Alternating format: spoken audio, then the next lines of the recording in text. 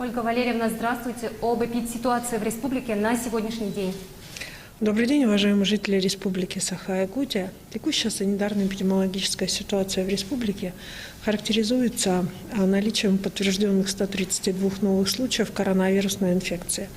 При этом в столице нашей республики, в городе Якутске, зарегистрировано 44 случая. И, к сожалению, в районах началось увеличение количества случаев, которые зарегистрированы локально. Так, в Мирнинском районе за прошедшие сутки зарегистрировано 31 случай. Основные заболевания, связанные с корпоративными и семейными связями. Для Нерюнгринского района характерно 13 случаев, и у нас появилось повышение случаев в Эмиконском районе 11 случаев. По 8 и 7 случаев зарегистрировано в Алданском и Мегино-Кангаласских районах. Необходимо обратить внимание, что в целом в 11 районах республики также зарегистрировано от 1 до 4 случаев. И, соответственно, оперативным штабом Ивено-Бытантайского района делается все для того, чтобы совместно с управлениями Роспотребнадзора, учреждениями здравоохранения делать все для того, чтобы снизить непосредственно риск заболеваний в этом районе, связанные с тем количеством заболевших, которые у них есть. Лаборатории Республики Саха-Якутия совместно с федеральными лабораториями продолжают проводить тестирование как методом ПЦР, так и методом ИФА и ИХ с охватом около 1508 исследований за сутки. Необходимо обратить внимание, что у нас хотя были и выходные дни, продолжали работать наши лаборатории. Сегодня практически за сутки у нас самое большее за 2 суток есть результат, который непосредственно люди видят через различные системы, в том числе и проактивного характера. Всего обработано у нас 909 375 тестов на новую коронавирусную инфекцию. Наиболее важным вопросом сегодняшнего дня является вакцинирование населения. На 25 января в республику поступило около 27 тысяч доз вакцин против коронавирусной инфекции. На этой неделе ожидается поступление еще около 17 тысяч. Все провакцинировано в республике 6929. Я думаю, что сегодня к вечеру мы планку 7 тысяч вакцинированных непосредственно преодолеем. За сутки прошлые, за воскресенье, у нас вакцина непосредственно поставлена 542 гражданам республики. Уже в 25 районах республики проходит вакцинирование. И, соответственно, в тех районах, в которых вакцинирование еще не начато, вакцина не довезена исключительно по погодным условиям. Это Колымская группа районов и Алюкминский район. На настоящий момент, тем не менее, в этих районах, как и по всей республике, происходит запись. Запись происходит как по поликлиникам по месту жительства, так и через портал «Государственные услуги».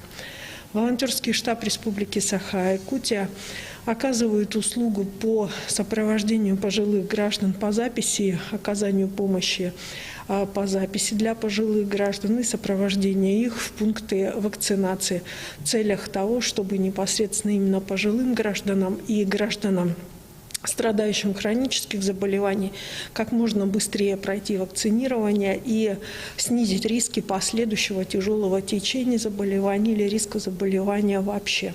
Кроме того, необходимо обратить внимание на то, что на настоящий момент, с 1 апреля начнется новая весенняя призывная кампания, поэтому относительно лиц, достигших призывного возраста, также будут приняты ряд решений, направленных на то, чтобы они прошли соответствующее вакцинирование и уже нам снизить как организационные, так и материальные затраты, направленные на проведение весеннего призыва в ряды вооруженных сил Российской Федерации.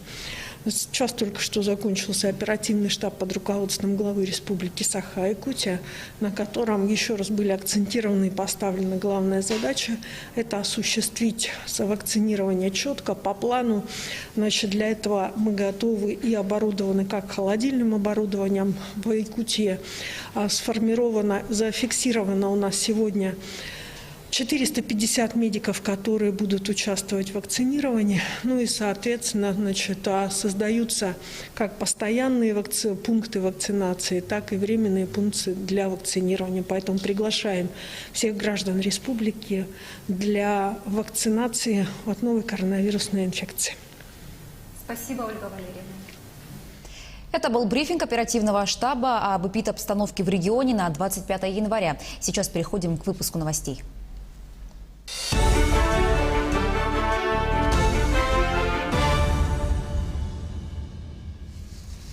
В эфире новости, студия Анастасия Кобызева. Здравствуйте. Вот главные темы. Жители Якутии смогут летать по льготным авиабилетам. Они будут доступны всем категориям пассажиров. С Днем российского студенчества преподавателей и студентов поздравил глава Якутии Сан Николаев. Новые победы, новые имена. В Алекминске наградили лучших спортсменов района.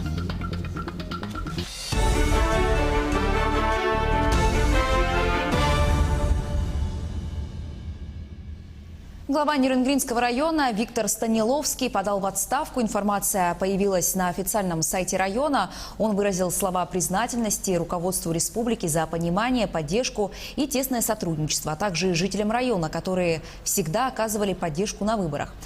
Виктор Станиловский отметил, что сегодня Нерюнгринский район по многим показателям входит в тройку лидеров республики. Удалось заложить необходимую основу для роста экономики и при этом сохранить социально-политическую стабильность. Станиловский планирует продолжить активное участие в жизни района. Жители Якутии смогут летать по льготным авиабилетам. Теперь они будут доступны всем категориям пассажиров.